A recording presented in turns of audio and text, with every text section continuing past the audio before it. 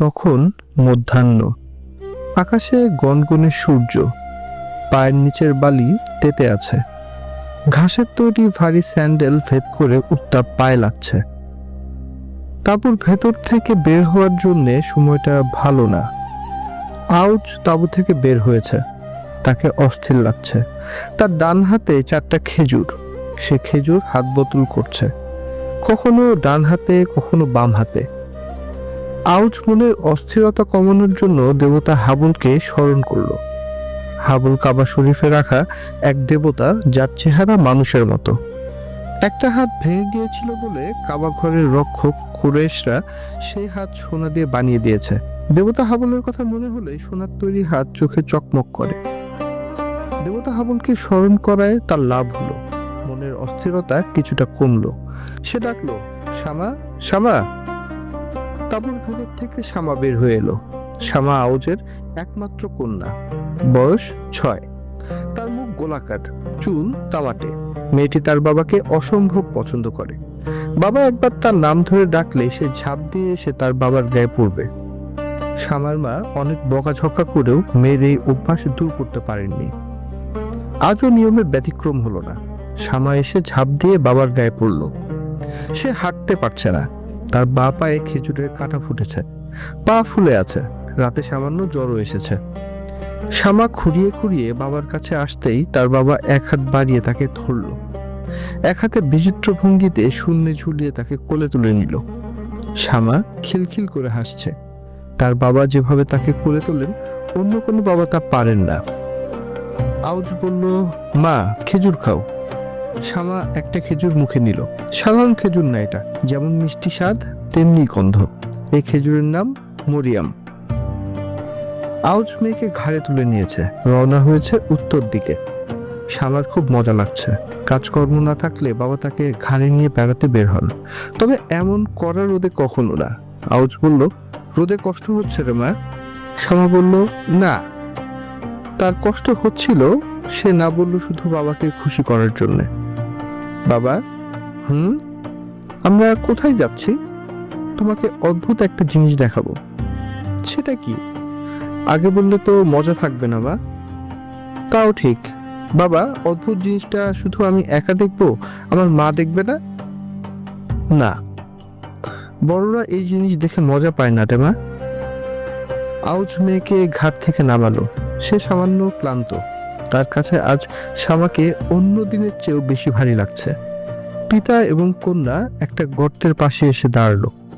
কুয়ার মতো গর্ত, তবে তত গভীর না। আউজ বলল, অদ্ভুত জিনিসটা এই গর্তের ভেতরে আছে, দেখো ভালো করে। শামা আগ্রহ এবং উত্তেজিত হয়ে দেখছে। আউজ মেয়ের পিঠে হাত রাখলো। তার ইচ্ছা করছে না মেয়েটাকে ধাক্কা দিয়ে নিচে ফেলতে, কিন্তু তাকে ফেলতে হবে। তাদের গোত্র বনি হাকসা আরবের অতি উচ্চ গোত্রের একটি। এই গোত্র মেয়ে শিশু রাখে না। তাদের গোত্রের মেয়েদের অন্য গোত্রের পুরুষরা বিবাহ করবে, এত অসম্মান। ছোট্ট শামা বলল, বাবা, কিছু তো দেখি না। আউজ চোখ বন্ধ করে দেবতা হাবলের কাছে মানসিক শক্তির প্রার্থনা করে শামার পিঠে ধাক্কা দিল। মেয়েটা বাবা বাবা করে চিৎকার করছে। তার চিৎকারের শব্দ মাথার ভিতরে ঢুকে যাচ্ছে। আউজকে দ্রুত কাজ ছাড়তে হবে। গর্তে বালি ফেলতে হবে। দেরি করা যাবে না, এক মুহূর্ত দেরি করা যাবে না। শামা ছোট্ট হাত বাড়িয়ে ভীত গলায় বলছে, বাবা, ভয় পাচ্ছি, আমি ভয় পাচ্ছি। আউজ পা দিয়ে বালির একটি স্তূপ ফেলল। শামা আতঙ্কিত গলায় ডাকলো, মা, মা গো। তখন আউজ মেয়ের দিকে হাত বাড়িয়ে বলল, উঠে আসো। আউজ মাথা নিচু করে তাঁবুর দিকে ফিরে চলেছে। তার মাথায় পা ঝুলিয়ে আতঙ্কিত মুখ করে ছোট্ট শামা বসে আছে। আউজ জানে সে মস্ত ভুল করেছে, গোত্রের নিয়ম ভঙ্গ করেছে। তাকে কঠিন শাস্তি পেতেই হবে। তাকে অবশ্যই গোত্র থেকে বের করে দেওয়া হবে। এই অকরুণ মরুভূমিতে সে শুধুমাত্র তার স্ত্রী ও কন্যাকে নিয়ে বাঁচতে পারবে না। জীবন সংগ্রামে টিকে থাকতে হলে তাকে গোত্রের সাহায্য নিতেই হবে। গোত্র টিকে থাকলে সে টিকবে। বেঁচে থাকার সংগ্রামের জন্য গোত্রকে সাহায্য করতেই হবে। গোত্র বড় করতে হবে। পুরুষ শিশুরা গোত্রকে বড় করবে, একসময় যুদ্ধ করবে। মেয়ে শিশুরা কিছুই করবে না, গোত্রের জন্য অসম্মান বয়ে নিয়ে আসবে। তাদের নিয়ে এক জায়গা থেকে আরেক জায়গায় ছুটে যাওয়াও কষ্টকর। আউজ আবার গর্তের দিকে ফিরে যাচ্ছে। ছোট্ট শ্যামা ব্যাপারটা বুঝতে পারছে না। মরুভূমিতে দিকচিহ্ন বলে কিছু নেই, সবই এক। আজ থেকে 1700 বছর আগে আরব পেনিনসুলায় এটি অতি সাধারণ একটি চিত্র। দুঃখ কঠিন মরুভূমির অতি সাধারণ নাটকীয়তাবিহীন ঘটনা।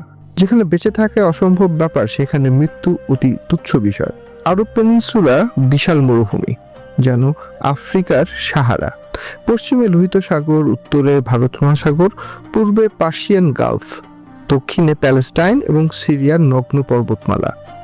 সমস্ত পৃথিবী থেকে বিচ্ছিন্ন একটি অঞ্চল। এখানে শীত, গ্রীষ্ম, বর্ষা বলে কিছু নেই। সারা বছর মরুর আবহাওয়া। দিনে প্রখর সূর্যের উত্তাপ সব জ্বালিয়ে ছারখার করে দিচ্ছে। সারাদিন ধরে বইছে মরুর শুষ্ক হাওয়া। হাওয়ার সঙ্গে উড়ে আসছে তীক্ষ্ণ বালুকণা। কোথাও সবুজের চিহ্ন মাত্র নেই, পানি নেই। তারপরেও দক্ষিণের পর্বতমালায় বৃষ্টির কিছু পানি কিভাবে চলে আসে মরুভূমিতে। হঠাৎ খানিকটা অঞ্চল সবুজ হয়ে ওঠে। বালি খুললে কাদা মেশানো পানি পাওয়া যায়। তৃষ্ণার্ত বেদুইনের দল ছুটে যায় সেখানে। তাদের উটগুলির চোখ চকচক করে ওঠে। তারা হঠাৎ গজে ওঠা কাটা ভর্তি গুল মচিবায়। তাদের ঠোঁট কেটে রক্ত পড়তে থাকে। তারা নির্বিকার। মরুর জীবন তাদের কাছেও কঠিন। অতি দ্রুত পানি শেষ হয়, কাটা ভর্তি গুল্ম শেষ হয়। বেদুইনের দলকে আবারও পানির সন্ধানে বের হতে হয়। তাদের থেমে থাকার উপায় নেই, সবসময় ছুটতে হয় এক জায়গা থেকে আরেক জায়গায়। কোথায় আছে পানি, কোথায় আছে সামান্য সবুজের রেখা? ক্লান্ত উটের শ্রেণী তাদেরকে মরুভূমির এক প্রান্ত থেকে আরেক প্রান্তে নিয়ে চলে। মাঝেই যুদ্ধ, এক গোত্রের সঙ্গে আরেক গোত্রের হামলা, পরিচিত গোত্রের পুরুষদের হত্যা করা, রূপবতী মেয়েদের দখল নিয়ে নেওয়া। রূপবতীরা সম্পদের মতো, তাদের বেচাকেনা করা যায়। প্রতিটি গোত্র নিজেদের রক্ষা করার চেষ্টাতেই যুদ্ধ চালিয়ে যায়।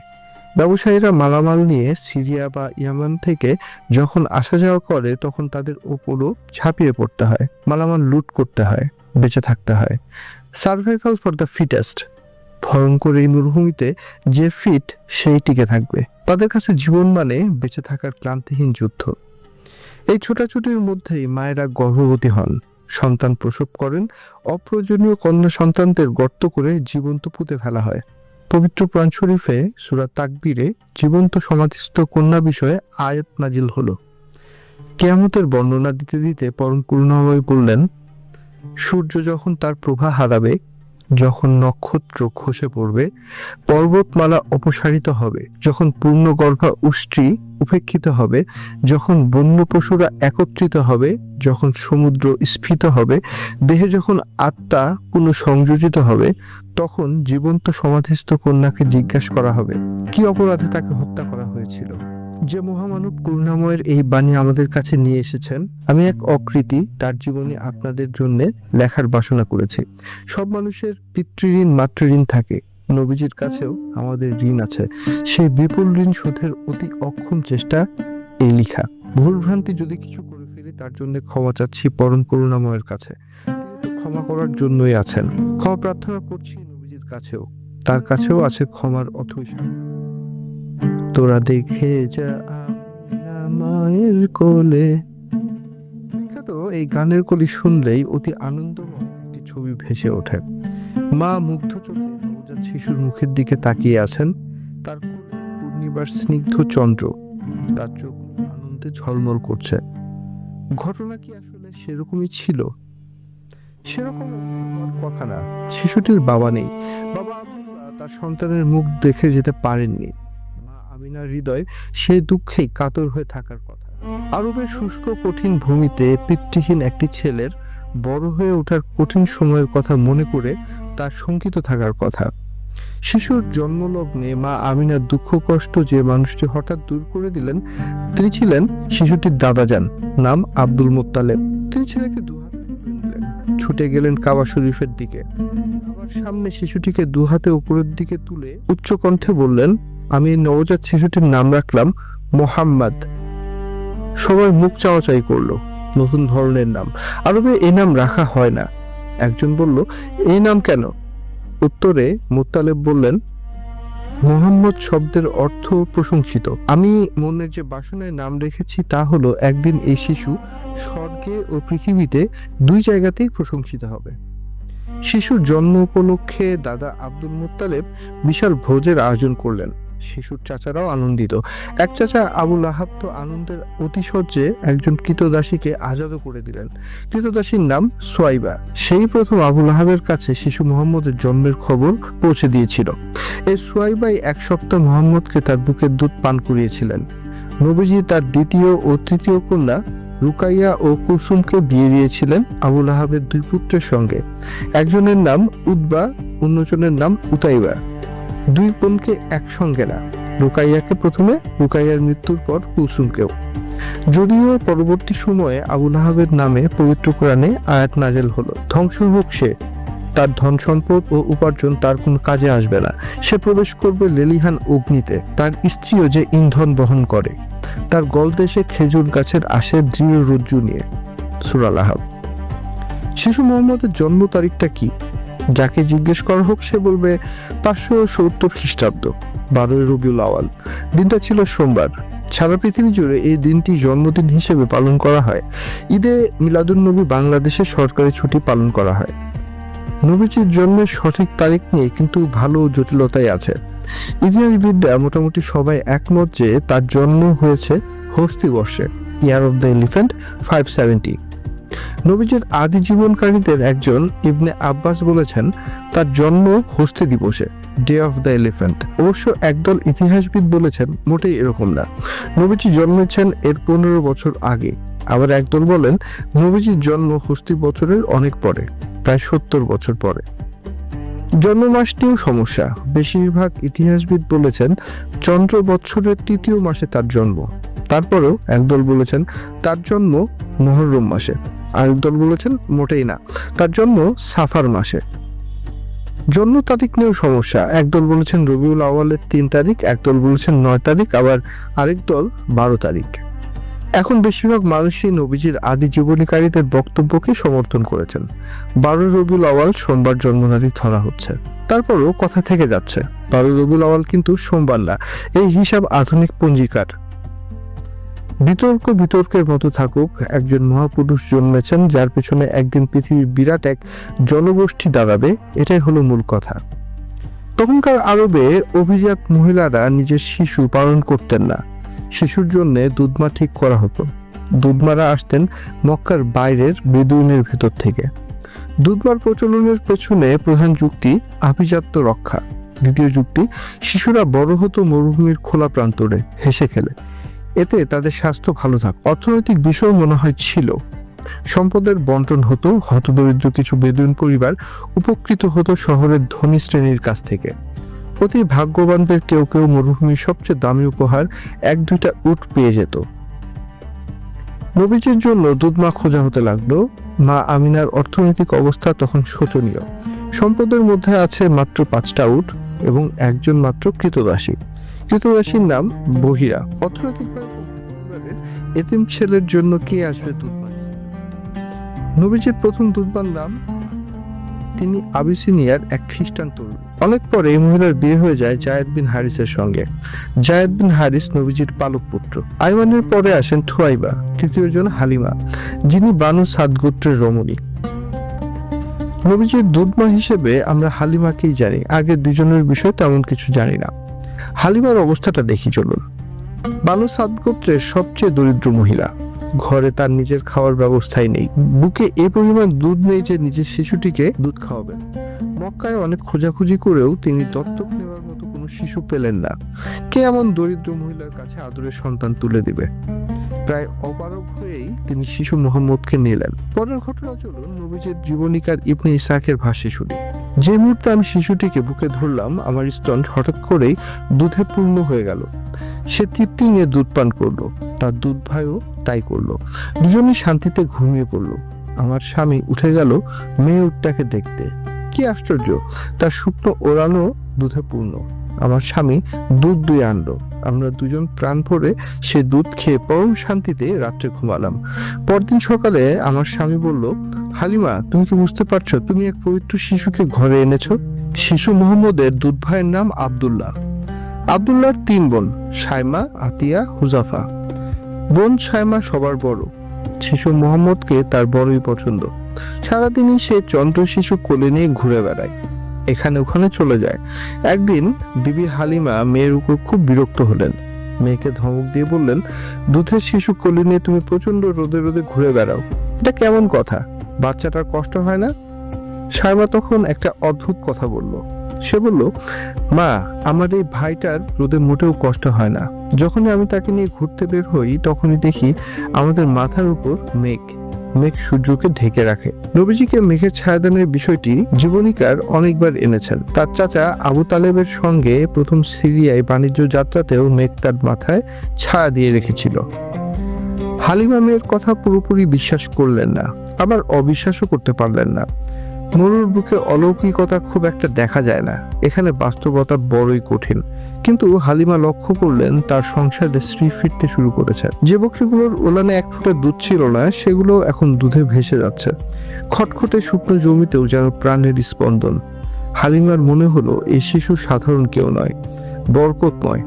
তিনি পরম মমতায় শিশুটিকে বুকে জড়িয়ে রাখেন। বনু সাদ গোত্রের সেই প্রান্তর, ধুধু বালি আর পাথর, এর মাঝে ছোট্ট শিশু মোহাম্মদ বড় হচ্ছেন, দৌড়াদৌড়ি করছেন, তার ভাষা শেখা হচ্ছে, আরবের বিশুদ্ধতম আরবি ভাষা। বেদুইনরা কথা বলে খুব গুছিয়ে, ছন্দে ছন্দে। শিশু মোহাম্মদ সেই ছন্দ নিজের ভেতর ধারণ করে নিচ্ছেন। এরই মাঝে একদিন অদ্ভুত এক ঘটনা ঘটল। হালিমার পুত্র এবং মোহাম্মদ তাঁবুর পেছনে খেলছিলেন। হঠাৎ হালিমার পুত্র দৌড়ে এলো, তার চোখে মুখে আতঙ্ক। সে দ্রুত শ্বাস নিতে নিতে বলল, মা, মা, কুরাইশি ভাইটিকে মেরে ফেলা হয়েছে। হালিমা এবং তার স্বামী হন্তদন্ত হয়ে দৌড়ে গেলেন। গিয়ে দেখলেন শিশু মোহাম্মদ শান্ত হয়ে দাঁড়িয়ে আছেন। তার চেহারায় কোনো ভীতি নেই, বরং এক অদ্ভুত প্রশান্তি, তবে মুখ কিছুটা ফ্যাকাশে। হালিমা জড়িয়ে ধরলেন তাকে। কি হয়েছে বাবা, কি হয়েছে? শিশু মোহাম্মদ শান্ত গলায় বললেন, সাদা পোশাক পরা দুজন লোক এসেছিলেন, তারা আমাকে শুইয়ে দিলেন, আমার বুক চিরে কি যেন বের করে ফেলে দিয়ে আবার ঠিক করে দিলেন। হালিমা শিউরে উঠলেন, স্বামীর দিকে তাকালেন। স্বামীর চোখেও ভয়। এই শিশুকে আর এখানে রাখা ঠিক হবে না, জিনপরির আসর হতে পারে, কিংবা কোনো শত্রু। তারা সিদ্ধান্ত নিলেন আমানত তার মায়ের কাছে ফিরিয়ে দেওয়াই উত্তম। যদিও হালিমা জানেন এই শিশুকে ছাড়া তার দিন কাটবে না, তার হৃদয় ভেঙে যাবে, কিন্তু শিশুর মঙ্গলের কথা ভেবেই তাকে ফিরতে হবে মক্কায়। 5 বছর বয়সে মা আমিনার কোলে ফিরে এলেন শিশু মোহাম্মদ। মা আমিনা ছেলেকে বুকে জড়িয়ে ধরলেন। এতদিন পর বুকের ধনকে ফিরে পেয়ে তার চোখ দিয়ে আনন্দ অশ্রু গড়িয়ে পড়ল। কিন্তু আমিনার মনে এক গভীর সুপ্ত বাসনা। ছেলের বাবাকে তো ছেলে দেখলো না, স্বামীর কবরটা কি ছেলেকে দেখানো যায় না? আব্দুল্লাহর কবর মদিনায়, তৎকালীন যেটার নাম ছিল ইয়াসরিব। মক্কা থেকে অনেক দূর, মরুর পথ। তবুও আমিনা মনস্থির করলেন তিনি যাবেন। শ্বশুর আব্দুল মোতালেব অনুমতি দিলেন। সঙ্গী হলেন আমিনার বিশ্বস্ত দাসী উম্মে আইমন। আর এছাড়া শ্বশুরবাড়ির আত্মীয়রা তো ইয়াসরিবে আছেনই। তারা রওনা হলেন। দীর্ঘ পথ। উটের পিঠে দুলতে দুলতে শিশু মোহাম্মদ দেখছেন অন্তহীন মরুভূমি। মা পাশে আছেন, এটাই তার সবচেয়ে বড় স্বস্তি। ইয়াসরিবে পৌঁছে নাজ্জার গোত্রের আত্মীয়দের বাড়িতে উঠলেন তারা। সেখানে 1 মাস থাকলেন। শিশু মোহাম্মদ এখানে সাঁতার শিখলেন, আত্মীয় ভাই বোনদের সাথে খেলাধুলা করলেন। বাবার কবরের পাশে দাঁড়িয়ে মা যখন কাঁদতেন, শিশুটি তখন কিছুই বুঝতেন না, শুধু অবাক হয়ে মায়ের কান্নার দিকে তাকিয়ে থাকতেন। মাটির নিচে মানুষ কেন থাকে? বাবা কি আর উঠে আসবে না? 1 মাস পর ফেরার পালা। আবার সেই দীর্ঘ পথ। মক্কার পথে কাফেলা চলছে, কিন্তু আবওয়া নামক স্থানে এসে আমিনা অসুস্থ হয়ে পড়লেন। শরীর পুড়ে যাচ্ছে জ্বরে। কাফেলা থামলো নির্জন মরুপ্রান্তর। আশেপাশে জনবসতি নেই, শুধু রুক্ষ পাহাড় আর বাতাস। আমিনার অবস্থা দ্রুত খারাপ হতে লাগলো। তিনি বুঝতে পারলেন তার সময় শেষ। তিনি শিশু মোহাম্মদকে কাছে ডাকলেন। 6 বছরের এতিম শিশু, বাবার আদর পায়নি, কিন্তু এখনই মাকে হারাতে বসেছে। আমিনা ছেলের মুখের দিকে তাকালেন, অপলক দৃষ্টি। হাত বাড়িয়ে ছেলের ধুলোমলিন মুখ স্পর্শ করলেন। বিড়বিড় করে বললেন, বাবা, আমি চলে যাচ্ছি, কিন্তু তুমি থাকবে। তুমি এমন কীর্তি রেখে যাবে যা এই পৃথিবীর সব মানুষ মনে রাখবে। আল্লাহ তোমাকে রক্ষা করবেন। আমিনার চোখ বন্ধ হলো। আবু আর রুক্ষ মাটিতে চিরনিদ্রায় শায়িত হলেন মা আমিনা। কি ভয়াবহ এক দৃশ্য! দিগন্তজোড়া মরুভূমি, কোথাও কেউ নেই, শুধু এক সদ্য খোঁড়া কবর। আর সেই কবরের পাশে বসে আছে 6 বছরের এক ছোট্ট শিশু মোহাম্মদ। তার চোখে পানি নেই, সে স্তব্ধ, পাথর হয়ে গেছে যেন। পৃথিবী যে এত নিষ্ঠুর হতে পারে তা কি সে জানতো? দাসী উম্মে আয়মান শিশুটিকে জড়িয়ে ধরে ডুকরে কেঁদে উঠলেন। চলো বাবা, আমাদের যেতে হবে, এখানে থাকা যাবে না। শিশু মোহাম্মদ একবার পিছু ফিরে তাকালেন। ওই যে দেখা যাচ্ছে মায়ের কবর, একা অন্ধকারে। মা, ভয় পাবেন না তো? উম্মে আয়মান মাতৃস্নেহে শিশুটিকে বুকে আগলে মক্কায় নিয়ে এলেন। আব্দুল মোতালেবের হাতে তুলে দিলেন তারই এতিম নাতিকে। দাদা যার নাতিকে দেখে হাহাকার করে উঠলেন। এই বয়সে এতিম, বাবা নেই, মা নেই। তিনি নাতিকে বুকে জড়িয়ে ধরলেন, ঘোষণা দিলেন, আজ থেকে এই ছেলের ভার আমার এই নাতি আমার সব সন্তানের চেয়েও প্রিয়। আব্দুল মোতালেব মক্কার সর্দার, তার অনেক কাজ। কাবা ঘরের চত্বরে তার জন্য বিশেষ গদি পাতা থাকে। তার সম্মানার্থে সেই গদিতে কেউ বসে না, তার নিজের ছেলেরাও না। তারা গদির চারপাশে বসেন, কিন্তু শিশু মোহাম্মদ যখন আসতেন সোজা গিয়ে দাদাজানের গদিতে বসে পড়তেন। চাচারা বাধা দিতে গেলে আব্দুল মোতালেব হেসে বলতেন, ওকে বাধা দিও না, ও বসুক। আমার এই নাতি সাধারণ কেউ না, ও একদিন বড় কিছু হবে। দাদাজানের ছায়ায় শিশু মোহাম্মদের দিন কাটতে লাগলো। দাদা যেখানে যান, নাতিও সেখানে। কাবার ছায়ায় বসে দাদা নাতিকে শোনান ইব্রাহিম আলাইসাল্লামের গল্প, ইসমাইল আলাইসাল্লামের গল্প, জমজম কূপ উদ্ধারের গল্প। শিশু মোহাম্মদ গভীর মনোযোগে শোনেন তার মানুষপটে ভেসে ওঠে সেই সব দৃশ্য। কিন্তু বিধাতা হয়তো এই শিশুর জন্য অন্য কোনো চিত্রনাট্য লিখে রেখেছিলেন। এক কঠিন একাকিত্বের শিক্ষা হয়তো তাকে দিতে চেয়েছিলেন। মোহাম্মদের বয়স যখন 8, তখন 80 বছরের বৃদ্ধ আব্দুল মোতালেবও অসুস্থ হয়ে পড়লেন। মৃত্যু শয্যায় তিনি কাঁদছেন, নিজের জন্য নয়, তার এই এতিম নাতিটির জন্য। তিনি জানেন তার অবর্তমানে এই শিশুটির কি হবে। তিনি তার পুত্রদের ডাকলেন, আবুল আহাব, আব্বাস, আবু তালিব। তিনি আবু তালিবের হাতে মোহাম্মদের হাত তুলে দিয়ে বললেন, আমার এই এতিম নাতিটিকে আমি তোমার হাতে সঁপে দিয়ে গেলাম। তুমি তাকে নিজের সন্তানের চেয়েও বেশি দেখবে, কথা দাও। আবু তালিব কথা দিলেন। আব্দুল মোতালেব শেষ নিঃশ্বাস ত্যাগ করলেন। আবার কান্না, আবার বিচ্ছেদ। 8 বছরের জীবনে এই নিয়ে তৃতীয়বার আপনজনকে হারালেন মোহাম্মদ। খাটিয়ায় করে যখন দাদাকে নিয়ে যাওয়া হচ্ছে কবরের দিকে, শিশু মোহাম্মদ সেই খাটিয়ার পিছু পিছু হাঁটছেন। তার ছোট্ট বুকটা ফেটে কান্না আসছে, কিন্তু তিনি কাঁদছেন নীরবে। তার চোখ দিয়ে টপটপ করে পানি পড়ছে। মরুভূমির বালিতে সেই পানি শুষে নিচ্ছে। পৃথিবী বড়ই নির্দয়, কিন্তু এই নির্দয় পৃথিবী তাকে তৈরি করেছে এক মহাজীবনের জন্য। আবু তালিবের সংসার বড়, অভাবের সংসার, অনেকগুলো ছেলে মেয়ে তার। কিন্তু ভাইপো মোহাম্মদকে তিনি পরম আদরে গ্রহণ করলেন। নিজের সন্তানদের চেয়েও বেশি যত্ন করতে লাগলেন। খাওয়ার সময় মোহাম্মদকে পাশে না বসে তিনি খেতেই বসতেন না। রাতে মোহাম্মদকে পাশে নিয়ে ঘুমাতেন। কিন্তু মোহাম্মদ বুঝতে পারেন চাচার সংসারের অভাব আছে। তিনি কি চুপ করে বসে থাকবেন? কুরাইশ বংশের ছেলেরা মেষ চড়ায়। তিনি চাচাকে বললেন তিনিও মেষ চড়াবেন, সংসারে সাহায্য করবেন। আবু তালিব প্রথমে রাজি হলেন না, কিন্তু মোহাম্মদের জেদের কাছে হার মানতে হলো শেষ পর্যন্ত। মক্কার পাহাড়ে পাহাড়ে অজিয়াদ কিংবা সাফা মারোয়ার পাদদেশে এক কিশোর লাঠি হাতে মেষ চড়াচ্ছেন। প্রখর রোদ, মাথার উপর বিশাল আকাশ, চারিদিকে পিনপতন নীরবতা। এই নীরবতাই তার সঙ্গী, এর নির্জনতাই তার পাঠশালা। আকাশের দিকে তাকিয়ে তিনি ভাবেন, কে বানালো এই আকাশ, কে সাজালো এই নক্ষত্র? পাহাড়গুলো এমন অনড় কেন? মানুষের জীবন কেন এত ক্ষণস্থায়ী? শহরের কোলাহল থেকে দূরে প্রকৃতির এই বিশাল পাঠশালায় ধীরে ধীরে তৈরি হচ্ছিলেন এক মহামানব, যার চিন্তার জগৎ সাধারণ মানুষের চেয়ে আলাদা। তিনি মূর্তি পূজা দেখেন, কিন্তু ভক্তি আসে না তার। কাবার চারপাশে মানুষের নগ্ন তাওয়াফ দেখেন, লজ্জায় চোখ ফিরিয়ে নেন। তিনি সত্যকে খুঁজছেন, কিন্তু সত্য কোথায়? মরুভূমির জীবন বড় অদ্ভুত। এখানে সময় যেন থমকে থাকে। বালির ঢেউয়ের পর ঢেউ বদলায়, কিন্তু জীবন বদলায় না। এই স্থবির জীবনের মাঝে কিশোর মোহাম্মদ বড় হচ্ছেন। তার বয়স এখন 12। চোখে মুখে কিশোর সুলভ চপলতা থাকার কথা, কিন্তু তা নেই। আছে এক গভীর চিন্তার ছাপ। তিনি যখন মক্কার পাহাড়ের চূড়ায় দাঁড়িয়ে দিগন্তের দিকে তাকান, মনে হয় যেন তিনি এই পৃথিবীর সীমানা ছাড়িয়ে অন্য কিছু দেখছেন, অন্য কিছু ভাবছেন। চাচা আবু তালিবের বাণিজ্যের সময় হয়েছে। গন্তব্য সিরিয়া।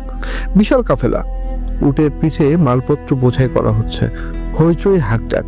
কিশোর মোহাম্মদের খুব ইচ্ছা চাচার সাথে যাবেন। তিনি গিয়ে চাচার হাত ধরলেন। মুখে কিছু বললেন না, শুধু ছলছল চোখে তাকালেন। আবু তালিব বিপদে পড়লেন। এত দীর্ঘ পথ, দুর্গম রাস্তা, লুটেরা, বেদুইনদের ভয়। এই ছোট্ট শিশুকে নিয়ে যাওয়া কি ঠিক হবে? কিন্তু এতিম ভাইপোর ওই চোখের দিকে তাকিয়ে তিনি না করতে পারলেন না। মায়া বড়ই সাংঘাতিক জিনিস। আবু তালিব বললেন, চলো আমার সাথে, তোমাকে রেখে আমি যাব না। কাফেলা চলছে মক্কার সীমানা ছাড়িয়ে উত্তরে। রুক্ষ পথ, সূর্যের তেজে এখানে আগুনের মতো ঝরে পড়ে। কাফেলার সবার ঘাম ঝরছে, ক্লান্তি আসছে। কিন্তু অদ্ভুত ব্যাপার হলো, কিশোর মোহাম্মদের কোনো ক্লান্তি নেই। আরো অদ্ভুত বিষয় হলো, প্রখর দুপুরে যখন সূর্য ঠিক মাথার উপর, তখন একখণ্ড মেঘ ছায়ার মতো কাফেলার সাথে সাথে চলছে, ঠিক যেন কিশোরটিকে রোদ থেকে বাঁচানোর এক নিরলস চেষ্টা। তারা পৌঁছালেন সিরিয়ার সীমান্তে, বুরসা নামক স্থানে। সেখানে এক নির্জন গির্জায় বাস করতেন এক খ্রিস্টান সন্ন্যাসী, নাম জর্জাস। তবে সবাই তাকে ডাকে বুহাইরা বা বাহিরা নামে। তিনি বহু প্রাচীন কিতাব পড়েছেন। তিনি জানেন শেষ জামানায় এক নবী আসবেন। তার অপেক্ষাতেই কি এই সন্ন্যাসীর দিনলিপি? বহিরা গির্জার উপর থেকে দেখলেন মক্কার কাফেলা আসছে। তিনি চমকে উঠলেন। কাফেলার একটি বালকের মাথার উপর ছায়া দিচ্ছে মেঘ। গাছপালা যেন সেই বালকের সম্মানে নুয়ে পড়ছে, পাথরগুলোও যেন সম্ভ্রম করছে। বহিরা দ্রুত নিচে নেমে এলেন। কাফেলার সবাইকে খাওয়ার দাওয়াত দিলেন। কুরাইশরা অবাক। এই সন্ন্যাসী তো কোনোদিন কারোর সাথে কথাই বলেন না, আজ হঠাৎ দাওয়াত কেন? সবাই খেতে এলো। কিশোর মোহাম্মদকে তারা উট পাহারার জন্য রেখে এলেন। বাহিরে সবাইকে দেখে হতাশ হলেন। তিনি যাকে খুঁজছেন সে তো এখানে নেই। তিনি জিজ্ঞেস করলেন, আপনারা কি সবাই এসেছেন? কেউ কি বাকি আছে? একজন বলল, একটা ছোট্ট ছেলে আছে, তাকে রেখে আসা হয়েছে উট দেখার জন্য। বাহিরা অস্থির হয়ে বললেন, তাকে নিয়ে আসুন, তাকে ছাড়া এই ভোজ পূর্ণ হবে না। মোহাম্মদকে নিয়ে আসা হলো। বাহিরা অপলক দৃষ্টিতে তাকিয়ে রইলেন। এই সেই মুখ, কিতাবে বর্ণিত সেই লাবণ্য। তিনি বালকের কাছে গিয়ে বসলেন, নানা প্রশ্ন করলেন। বালকের প্রতিটি উত্তরে তিনি খুঁজে পেলেন সত্যের আলো। খাওয়া দাওয়া শেষে বাহিরা আবু তালিবকে একান্তে ডেকে নিলেন। গলার স্বর নিচু করে বললেন, এই বালক আপনার কে হয়? আবু তালিব বললেন, আমার পুত্র। বাহিরা মাথা নাড়লেন, না, এ বালকের পিতা জীবিত থাকার কথা না। আবু তালিব চমকে গিয়ে বললেন, ও আমার ভাইপো। ও মাতৃগর্ভে থাকতেই ওর বাবা মারা গেছেন। বাহিরা বললেন, শুনুন কুরাইশ নেতা, আপনার এই ভাইপো সাধারণ কেউ নন। আমি তার পিঠে মোহরে নবুয়ত দেখেছি। গাছপালা ও পাথর তাকে সিজদা করছে। আপনি তাকে নিয়ে দ্রুত মক্কায় ফিরে যান। ইহুদিরা যদি তাকে চিনতে পারে তবে তার ক্ষতি করতে পারে। এই বালক ভবিষ্যতে এক মহাবিপ্লব ঘটাবে। আবু তালিব শঙ্কিত হলেন। তিনি দ্রুত কাজ শেষ করে ভাইপোকে নিয়ে মক্কায় ফিরে এলেন। দিন গড়ায়, বছর গড়ায়। মোহাম্মদ এখন টকবগে যুবক, কিন্তু মক্কার অন্য যুবকদের মতো তিনি নন। জুয়া, মদ্যপান আর অশ্লীলতা মক্কার বাতাসে ভাসছে।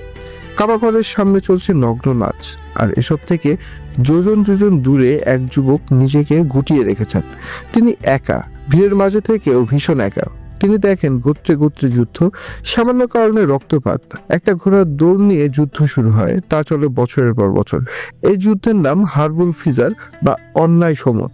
মোহাম্মদ এই যুদ্ধে অংশ নিলেন, কিন্তু কারোর গায়ে আঘাত করলেন না। তিনি শুধু শত্রুর ছোড়া তীরগুলো কুড়িয়ে চাচাদের হাতে তুলে দিলেন। নিজের হাতে রক্ত মাখালেন না। তার মন এই সহিংসতা মানে না। তার হৃদয় কাঁদে শান্তির জন্য। যুদ্ধ শেষ হলো, কিন্তু রেশ কাটলো না। সমাজের এই অন্যায়, অবিচার আর দুর্বলদের উপর সবলদের অত্যাচার দেখে মোহাম্মদের মনে বিদ্রোহ জাগলো। কিন্তু তলোয়ারের বিদ্রোহ নয়, বিবেকের বিদ্রোহ। তিনি সামান্য কিছু বন্ধুদের ডাকলেন। আব্দুল্লাহ ইবনে জুদানের বাড়িতে বসলো এক গোপন বৈঠক। জুবাইর ইবনে আব্দুল মুত্তালিব প্রস্তাব দিলেন, এসো আমরা একজোট হই। শপথ নেই, মক্কায় কোনো বিদেশি বা দুর্বল ব্যক্তি অত্যাচারিত হলে আমরা তার পাশে দাঁড়াবো, যতক্ষণ না সে তার হক ফিরে পায়। তৈরি হলো এক ঐতিহাসিক সংঘ। হেলফুল ফুজুল, শান্তি সংঘ। আরবের ইতিহাসে এক নজিরবিহীন ঘটনা ঘটল। অন্ধকার যুগে আলো জ্বালানোর এক প্রচেষ্টা।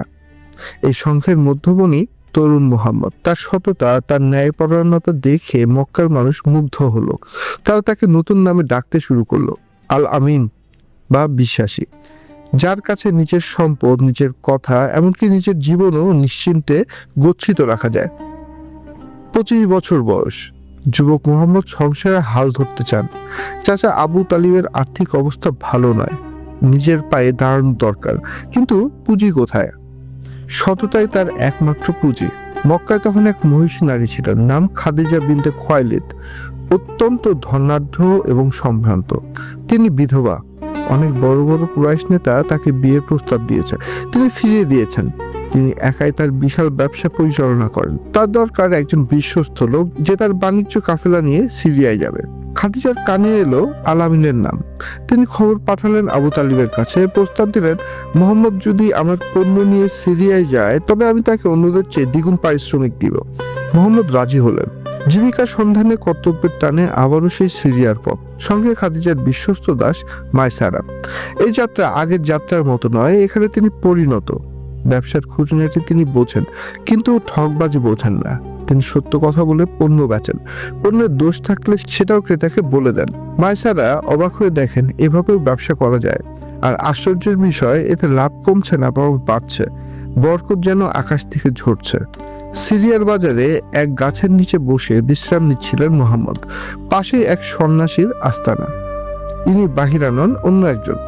সন্ন্যাসী মাইসারাকে ডেকে জিজ্ঞেস করলেন, গাছের নিচে বিশ্রাম নেওয়া ওই যুবকটি কে? মাইসারা বলল, ইনি মক্কার কুরাইশ বংশের লোক। সন্ন্যাসী দীর্ঘশ্বাস ফেলে বললেন, এই গাছের নিচে ঈসা আলাইহিসসালামের পর আর কোনো নবী ছাড়া কেউ বসেনি। মাইসারা সন্ন্যাসীর এই কথাটিকে মনে গেঁথে রাখলো। ফেরার পথে সে দেখলো আরেক অলৌকিক দৃশ্য। প্রখর রোদে দুই ফেরেশতা যেন ছায়া দিয়ে মুহাম্মদকে আগলে রাখছে। মক্কায় ফিরে এলো কাফেলা। অভাবনীয় লাভ হয়েছে। খাদিজা খুশি, কিন্তু তার চেয়েও বেশি তিনি মুগ্ধ হলেন মাইসারার মুখে মুহাম্মদের প্রশংসা শুনে। মাইসারা পথের সব ঘটনার বর্ণনা দিলেন, সেই মেঘের ছায়া, সেই সন্ন্যাসীদের কথা, সেই সত্তার গল্প। খাদিজা গভীর চিন্তায় পড়ে গেলেন। 40 বছর বয়সী এই বিধবা নারী জীবনে অনেক পুরুষ দেখেছেন, কিন্তু এমন কাউকে দেখেননি। তার মনে হলো তিনি যাকে খুঁজছেন এই সেই মানুষ। সম্পদের মোহ নেই, নারীর প্রতি লোলুপ দৃষ্টি নেই, মিথ্যার লেশমাত্র নেই, যেন মরুভূমির বুকে ফোটা এক পবিত্র পদ্ম। খাদিজা সিদ্ধান্ত নিলেন, এক কঠিন সিদ্ধান্ত। তিনি নিজেই বিয়ের প্রস্তাব পাঠাবেন 25 বছরের যুবক মুহাম্মদের কাছে। আরবের প্রথা অনুযায়ী এটা বিস্ময়কর, কিন্তু খাদিজা যে সাধারণ নারী নন।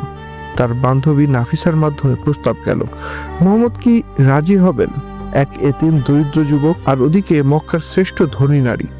বয়সের ব্যবধান 15 বছর, কিন্তু বিধাতার লিখন কে খণ্ডাবে? নবুয়তের ভার বহন করার জন্য যে সঙ্গীর প্রয়োজন, যে আশ্রয় প্রয়োজন, খাদিজাই তো সেই আশ্রয়। আল্লাহ তার প্রিয় হাবিবের জন্য আগামী ব্যবস্থা করে রেখেছেন। বিয়ে সম্পন্ন হলো সময় মতো। মক্কার মানুষ দেখলো এক রাজকীয় ভোজ। ভালোবাসার এক অনন্য উপাখ্যান শুরু হলো। কিন্তু সুখের সংসারে কি মুহাম্মদের জীবন আটকে থাকবে?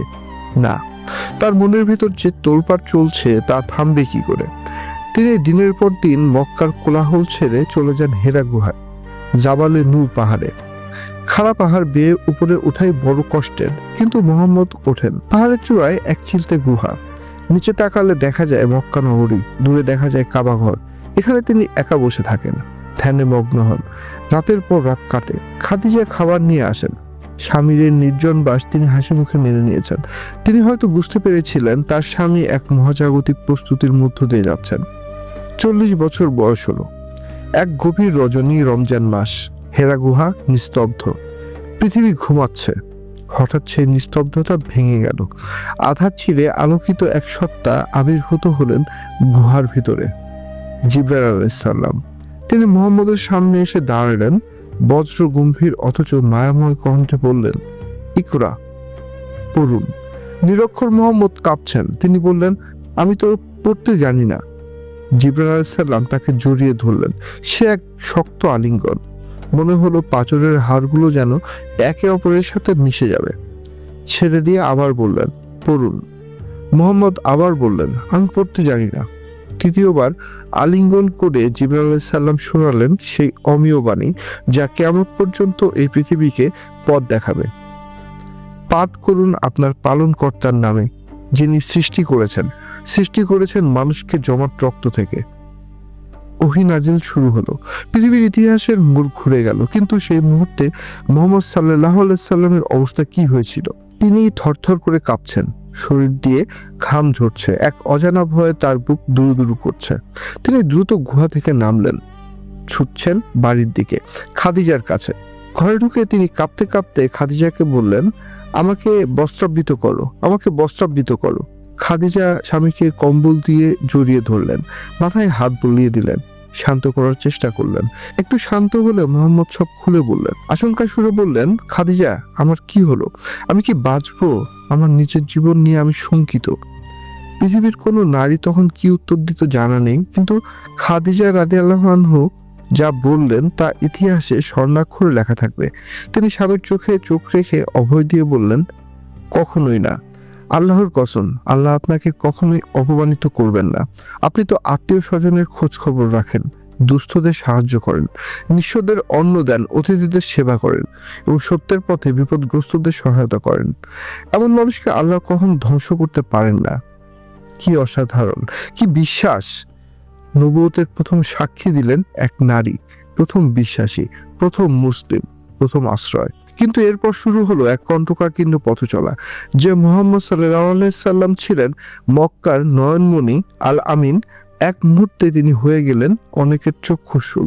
কারণ তিনি এক আল্লাহর কথা বলছেন। তিনি বলছেন, এই লাত, মানাত ও উজ্জা এরা কিছুই না। এরা উপকারও করতে পারে না, ক্ষতিও করতে পারে না। কুরাইশ নেতারা খেপে গেল। আবু লাহাব, আবু জাহেলরা শুরু করলো বিরোধিতা। প্রথমে ঠাট্টা বিদ্রুপ, তারপর নির্যাতন। মক্কার পথে পথে কাটা বিছিয়ে রাখা হলো। নামাজরত অবস্থায় পিঠের উপর উটের নাড়ি ভুঁড়ি চাপিয়ে দেওয়া হলো। কিন্তু তিনি ছিলেন অবিচল, পাহাড়ের মতো অটল। একদিন তিনি সাফা পাহাড়ের চূড়ায় উঠে মক্কাবাসীদের ডাকলেন। সবাই সমবেত হলো। তিনি বললেন, আমি যদি বলি এই পাহাড়ের পেছনে একদল শত্রু সৈন্য তোমাদের আক্রমণ করতে অপেক্ষা করছে, তোমরা কি বিশ্বাস করবে তা? সবাই একস্বরে বলল, অবশ্যই করব, কারণ তুমি আল আমিন, আমরা তোমাকে কখনো মিথ্যা বলতে শুনিনি। তখন নবীজি বললেন, তবে শোনো, আমি তোমাদের এক কঠিন শাস্তির বিষয়ে সতর্ক করছি। এক আল্লাহ ছাড়া কোনো উপাস্য নেই। মুহূর্তের মধ্যে পরিবেশ বদলে গেল। যে আবু লাহাব একটু আগে প্রশংসা করছিল, সে পাথর তুলে নিল, বলল, ধ্বংস হও তুমি, এই জন্যই কি আমাদের ডেকেছ? শুরু হলো এক প্রকাশ্য শত্রুতা। কিন্তু ইসলামের আলো কি নিভে রাখা যায়? মক্কার মানুষ যখন মুখ ফিরিয়ে নিল, নবীজি ভাবলেন পাশের শহর তায়েফে যাবেন, সেখানকার মানুষকে সত্যের পথে ডাকবেন, সঙ্গে পালক পুত্র জায়েদ থাকবে। কিন্তু তায়েফ মক্কার চেয়েও কঠিন। তারা শুধু কথাই ফেরালো না, শহরের বখাটে ছেলেদের লেলিয়ে দিল। পাথর বৃষ্টি হলো। বৃষ্টির পানি শরীর জুড়িয়ে দেয়, কিন্তু পাথরের বৃষ্টি শরীর থেতলে দেয়। নবীজি রক্তাক্ত হলেন, তার শরীর বেয়ে রক্ত গড়িয়ে পায়ের জুতোয় জমাট বেঁধে গেল। তিনি হাঁটতে পারছেন না, বসে পড়ছেন। বখাটেরা তাকে টেনে তুলে আবার পাথর মারছে। জায়েদ ঢাল হয়ে দাঁড়ানোর চেষ্টা করছেন, তার মাথা ফেটে রক্ত পড়ছে। তিনি চিৎকার করে বলছেন, তোমরা কি জানো ইনি কে? ইনি আল্লাহর নবী। কে শুনে কার কথা? উন্মাদনার কোনো চোখ নেই, কান নেই। শহর থেকে দূরে এক আঙ্গুর বাগানের দেয়ালে পিঠ ঠেকিয়ে নবীকে আশ্রয় নিলেন। তিনি আকাশের দিকে তাকালেন। কোনো অভিযোগ নেই, কোনো অভিশাপ নেই। জিবরাইল আলাইহিস সালাম এসে বললেন, হুকুম দিন, দুই পাহাড়ের মাঝখানে পিষে এই জনপদ ধ্বংস করে দেই। রক্তাক্ত নবীজি ম্লান হাসলেন, বললেন, না, আমি তো ধ্বংস করতে আসিনি, আমি এসেছি পথ দেখাতে। ওরা জানে না, তাই এমন করছে। হয়তো ওদের বংশধররাই একদিন ইসলাম কবুল করবে। কে বিশাল হৃদয়! নিজের রক্ত ঝরছে, অথচ প্রার্থনায় শত্রুর মঙ্গল কামনা। মক্কায় ফিরে পরিস্থিতি আরো ভয়াবহ হলো। মুসলমানদের এক ঘরে করা হলো। শিয়াবে আবু তালিব উপত্যকায় বন্দি জীবন। খাবার নেই, গাছের পাতা খেয়ে দিন কাটছে। শিশুদের কান্নায় আকাশ ভারী হয়ে উঠছে। এই কষ্টের দিনে তিনি হারালেন তার প্রধান দুই আশ্রয়, চাচা আবু তালিব এবং প্রিয়তমা স্ত্রী খাদিজা। ইতিহাসের পাতায় এ বছরের নাম হয়ে গেল আমুল হুজন বা দুঃখের বছর। প্রিয়তমা স্ত্রীকে কবরে শুইয়ে এসে নবীজি হয়তো ভেবেছিলেন বড় একা হয়ে গেলাম, কিন্তু আল্লাহ বললেন, না, আমি আছি। তারপরের ঘটনা ইতিহাস। মক্কার মায়া ত্যাগ করতে হবে। জন্মভূমি, যে ধুলোয় শৈশব কেটেছে, যে কাবার ছায়া যৌবন কেটেছে, তার ছেলে চলে যাওয়ার কি এত সহজ? নবীজি শেষবারের মতো মক্কার দিকে তাকালেন। তার চোখ ছলছল করছে। তিনি বললেন, হে মক্কা, আল্লাহর কসম, তুমি আমার কাছে সবচেয়ে প্রিয় ছিলে। যদি তোমার সন্তানেরা আমাকে বের করে না দিত, আমি তোমাকে ছেড়ে কখনোই যেতাম না। সঙ্গী আবু বক্কর, গন্তব্য ইয়াসরিব। শত্রুরা পিছু নিয়েছে। তাদের মাথার দাম ঘোষণা করা হয়েছে 100 উট। সাওর গুহায় আশ্রয় নিলেন দুজন। বাইরে শত্রুর পায়ের শব্দ। আবু বক্কর ভয়ে ফিসফিস করে বললেন, ইয়া রাসূলুল্লাহ, ওরা যে পায়ের ছাপের দিকে তাকায়, আমাদের দেখে ফেলবে। নবীজি প্রশান্ত কণ্ঠে বললেন, আবু বক্কর, ভয় পেও না। তুমি ভাবছো আমরা দুজন? না, আল্লাহ আমাদের সাথে আছেন। আমরা 3 জন। গুহার মুখে মাকড়াসে জাল বুনছে, কবুতর ডিম পেড়েছে। শত্রু ফিরে গেল। চুক্তি যেখানে হার মানে, অলৌকিকতা সেখান থেকেই শুরু হয়। মদিনা শান্ত স্নিগ্ধ এক জনপদ। সেখানকার মানুষগুলো অন্যরকম। তারা রাস্তার দুপাশে দাঁড়িয়ে গান গাইল, তালা আল বাদ্রু আল আলাইনা, পূর্ণিমার চাঁদ আমাদের মাঝে উদিত হলো। কি অদ্ভুত ভালোবাসা! আনসাররা মুজাহিদদের জড়িয়ে ধরলো। নিজের সম্পত্তির অর্ধেক, নিজের ঘরের অর্ধেক ভাগ করে দিল ভাইদের জন্য। পৃথিবীতে এমন ভ্রাতৃত্বের দৃশ্য আর কখনো দেখা যায়নি। পরেও দেখা যাবে কিনা সন্দেহ আছে। কিন্তু যুদ্ধ কি থামলো? না। বদর, উহুদ, খন্দক, একের পর এক যুদ্ধ চাপিয়ে দেওয়া হলো। বদরের প্রান্তরে 313 জন নিরস্ত্র প্রায় মানুষ লড়লেন 1000 সুসজ্জিত বাহিনীর বিরুদ্ধে। এটা যুদ্ধ ছিল না, এটা ছিল ইমানের পরীক্ষা। নবীজি সিজদায় পড়ে কাঁদছেন, হে আল্লাহ, এই ছোট্ট দলটা যদি আজ ধ্বংস হয়ে যায়, তবে তোমার নাম নেওয়ার কেউ থাকবে না। আল্লাহ সাহায্য পাঠালেন। ফেরেশতারা নেমে এলো। সত্যের জয় হলো। বছর গড়ায় হিজরতের 8ম বর্ষ। 10,000 সাহাবী নিয়ে নবীজি মক্কার পথে। আজ তিনি বিজয়ী বেশে ফিরেছেন। কিন্তু এ কেমন বিজয়ী? কোনো অহংকার নেই, কোনো হুঙ্কার নেই। উটের পিঠে বসে তিনি মাথা এত নিচু করে রেখেছেন যে তার দাড়ি উটের পিঠ স্পর্শ করছে। তিনি বিনয়ে আল্লাহর কাছে নত। মক্কা বিজিত হলো, রক্তপাতহীন বিজয়। কাবা চত্বরে দাঁড়িয়ে থরথর করে কাঁপছে কুরাইশ নেতারা, আবু সুফিয়ান, ইকরামা, যারা সারা জীবন নবীজিকে কষ্ট দিয়েছে, হত্যার ষড়যন্ত্র করেছে। আজ তাদের গর্দান যাওয়ার কথা। নবীজি তাদের দিকে তাকালেন, সেই পরিচিত শান্ত দৃষ্টি। জিজ্ঞেস করলেন, হে কুরাইশরা, আজ তোমরা আমার কাছে কেমন ব্যবহার আশা করো? তারা মাথা নিচু করে বলল, তুই মহান ভাই, তুমি ভাতিজা। নবীজি বললেন, আজ আমি ইউসুফ আলাইহিসসালামের মতো বলবো, আজ তোমাদের বিরুদ্ধে কোনো অভিযোগ নেই। যাও, তোমরা সবাই মুক্ত। প্রতিশোধের এই দিনে ক্ষমার এমন দৃষ্টান্ত দেখে পাথরও বুঝি গলে যায়। হিন্দার মতো নারী, যে নবীজির চাচা হামজার কলিজা চিবিয়েছিল, সেও এসে ইসলাম গ্রহণ করলো। ক্ষমা যে তলোয়ারের চেয়েও ধারালো, তা সেদিন বিশ্ব দেখলো। 10ম হিজরি, বিদায় হজ। আরাফাতের ময়দান লক্ষাধিক সাহাবী। নবীজি জাবালের পাহাড়ের উপর দাঁড়িয়ে ভাষণ দিলেন। মানবাধিকারের সর্বশ্রেষ্ঠ দলিল হয়ে থাকলো যা। সাবধান, জাহেলি যুগের সব কুসংস্কার আমি পায়ের নিচে পিষে ফেললাম। নারীর অধিকার রক্ষা করো। সাদার উপর কালোর, আরবের উপর অনারবের কোনো শ্রেষ্ঠত্ব নেই। শ্রেষ্ঠত্ব শুধু তাকওয়ার। ভাষণ শেষ করে তিনি আকাশের দিকে তর্জনী তুললেন। আমি কি আমার দায়িত্ব পৌঁছে দিয়েছি? সমবেত জনতা গগন বিদারী স্বরে চিৎকার করে বললেন, হ্যাঁ, আপনি পৌঁছে দিয়েছেন। নবীজি বললেন, হে আল্লাহ, তুমি সাক্ষী থাকো, ফেরার পালা। মদিনায় ফিরে শরীরটা ভালো যাচ্ছে না। ভীষণ জ্বর, মাথায় প্রচন্ড যন্ত্রণা। তিনি বুঝতে পারলেন ডাক এসেছে। রফিকে আলা, বন্ধুর ডাক। তিনি মসজিদে নববীর মতো এলেন। ইমামতি করতে পারলেন না, নামাজ পড়লেন। সাহাবীদের দিকে তাকালেন। তার চোখের দৃষ্টি ঘোলাটে, কিন্তু মুখে স্নিগ্ধ হাসি, যেন বাগান মালিক তার সাজানো বাগানের দিকে তাকিয়ে তৃপ্তির হাসি হাসছেন। দিনটি ছিল সোমবার, 12 রবিউল আওয়াল, 11 হিজরি। মা আয়েশার হুজরা। নবীজির মাথা আয়েশার কোলের উপর। শরীর দুর্বল, কথা বলতে কষ্ট হচ্ছে। আব্দুল রহমান বিন আবু বক্কর ঢুকলেন হাতে মেসোয়াক নিয়ে। নবীজির দৃষ্টি মেসোয়াকের দিকে। আয়েশা বুঝতে পারলেন তিনি মেসোয়াকটি চিবিয়ে নরম করে স্বামীর মুখে দিলেন। নবীজি শেষবারের মতো দাঁত মাজলেন। পবিত্রতার প্রতি তার আজীবন ভালোবাসা। তারপর হাতটি সামান্য উপরে তুললেন। ঠোঁট নড়ে উঠল। অস্পষ্ট স্বরে বললেন, আল্লাহুম্মা ফির রফিকিল আলা, হে আল্লাহ পরম বন্ধুর সান্নিধ্যে। হাতটি পড়ে গেল, চোখের পাতা স্থির হলো। পৃথিবীর শ্রেষ্ঠ মহামানব, করুণার আধার, রহমতুল্লিল আলামিন পৃথিবীর মায়া ত্যাগ করলেন।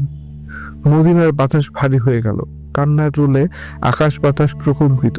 ওমর রাদিয়াল্লাহু আনহু তলোয়ার হাতে দাঁড়িয়ে গেলেন। যে বলবে মোহাম্মদ মারা গেছে, আমি তার মাথা দ্বিখণ্ডিত করব। তিনি মুসা আলাইহিস সালামের আল্লাহর সাথে দেখা করতে গেছেন, আবার ফিরবেন। ওমর বিশ্বাস করতে পারছেন না, ভালোবাসার চলে গেলে মস্তিষ্ক কাজ করে না। তখন এগিয়ে এলেন ধীরস্থির আবু বকর রাদিয়াল্লাহু আনহু। তিনি নবীজির কপালে চুমু খেলেন, তারপর বাইরে এসে ওমরকে থামালেন। সমবেত জনতার উদ্দেশ্যে বললেন সেই চিরসত্য কথা, হে মানুষ, তোমাদের মধ্যে যারা মুহাম্মদের পূজা করতে তারা জেনে রাখো মুহাম্মদ মারা গেছেন, আর যারা আল্লাহর ইবাদত করতে তারা জেনে রাখো আল্লাহ চিরঞ্জীব, তার মৃত্যু নেই। তারপর তিনি কোরআনের আয়াত পড়লেন, মুহাম্মদ একজন রাসূল ছাড়া আর কিছুই নন, তার আগে বহু রাসূল কত হয়েছেন। ওমরের হাত থেকে তলোয়ার খসে পড়ল, তিনি মাটিতে বসে পড়লেন। সত্য বড় কঠিন, কিন্তু সত্যকে মেনে নিতেই হয়। সূর্য ডুবে যাচ্ছে, মদিনার গোরস্থানে অন্ধকার নামছে, কিন্তু সে অন্ধকার সাময়িক, কারণ তিনি যে আলো জ্বেলে দিয়ে গেছেন তা কিয়ামত পর্যন্ত নিভবে না। 1400 বছর পরেও পৃথিবীর কোনো এক প্রান্তে কোনো এক মুয়াজ্জিন যখন আযান দেয়, আশহাদু আন্না মুহাম্মাদুর রাসূলুল্লাহ, আশহাদু আন্না মুহাম্মাদুর রাসূলুল্লাহ, তখন বাতাস থমকে দাঁড়ায়, কোটি কোটি মানুষের হৃদয়ে ঢেউ লাগে। তিনি নেই, কিন্তু তিনি আছেন। তিনি আছেন দরুদে, তিনি আছেন আমাদের প্রার্থনায়, তিনি আছেন চোখের পানিতে। আমার এই অকৃত কলমে তার জীবনে রাখার দুঃসাহস এখানে শেষ হোক। সমুদ্রের পানি দিয়ে কি আর তৃষ্ণা মেটে? তবুও চেষ্টা, ভুলভ্রান্তি যা হয়েছে তার জন্য আবারও ক্ষমা চাইছি পরম করুণাময়ের কাছে, আর সে মহামানবের কাছে, যিনি বলেছেন, হে আমার উম্মত, আমার উম্মত।